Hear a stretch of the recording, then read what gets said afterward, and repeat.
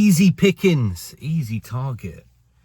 Miliband and the agenda, all summed up by those car crash type interviews that he's having to do because his position and his actions are completely untenable.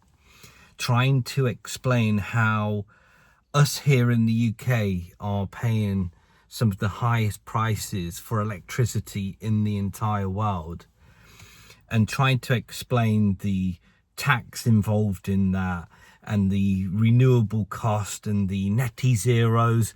It's all becoming a bit of a joke because of course it can't be described or explained easily without looking like a complete fool, because whether it's done intentionally or not, the reality of it is that the netty zeros, the renewables, are bankrupting us.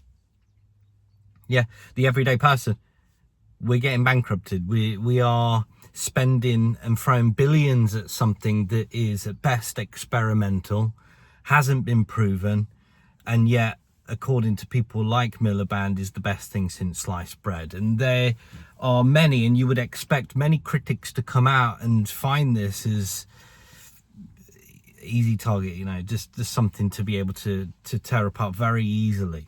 And you'd expect many people to do that and be on that list as critics. But the one name that you might not expect is Tony Blair.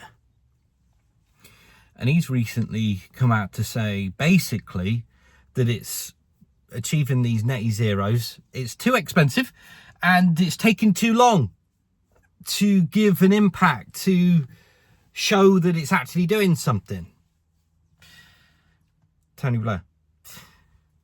So, why is that? Is he doing that to get us on his side? Because he might want to look at the last couple of decades.